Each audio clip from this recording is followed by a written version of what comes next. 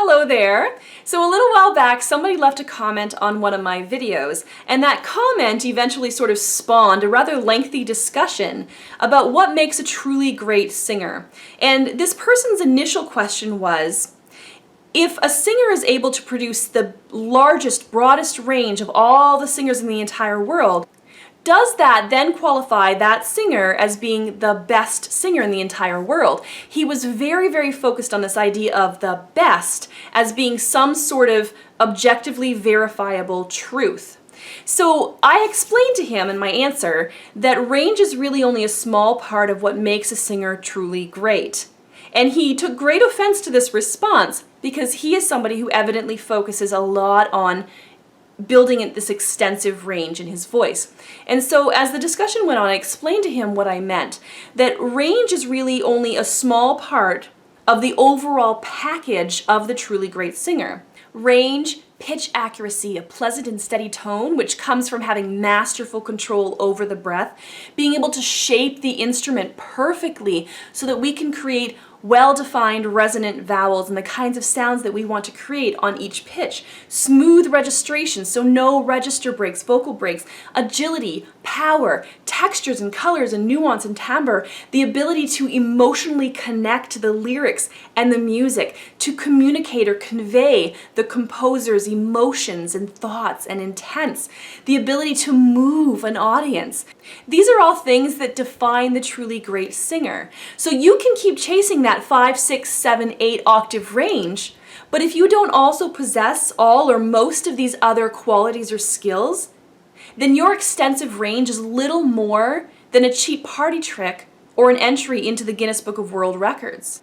A large range alone does not make you a great singer or somebody that people want to listen to. And let's face it, singing is largely about people listening to you.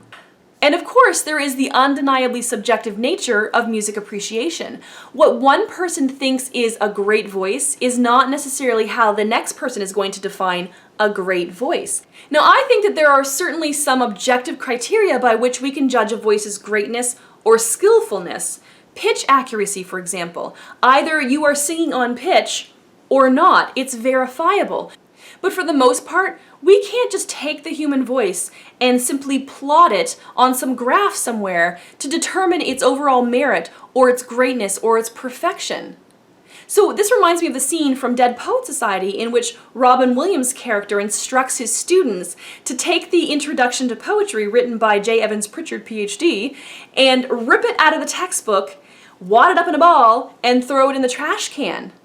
If the poem score for perfection is plotted on the horizontal of a graph, and its importance is plotted on the vertical, then calculating the total area of the poem yields the measure of its greatness. Excrement. Rip it out! Rip! Be gone, J. Evans Pritchard, Ph.D. Rip! Shred the tear! Rip it out! I want to hear nothing but ripping of Mr. Pritchard!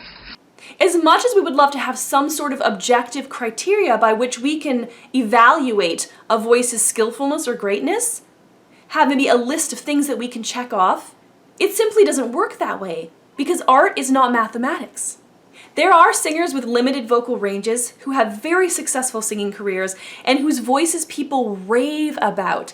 And that's because they possess so many of these other qualities or skills that define the good singing voice.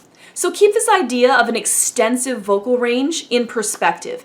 Your audience will be more impressed if you can sing well within a smaller range than poorly or mediocrely within a broader pitch range. So rather than becoming obsessed with how high or how low or how many octaves you can sing, instead focus on developing all of these other skills within that set of skills and qualities that define the truly great singer. Focus on developing these qualities and mastering these skills within the portion of your range where you do the bulk of your singing. And if you want to learn how to become a great singer, subscribe to this channel. All right, thank you so much for tuning in today. See you next time.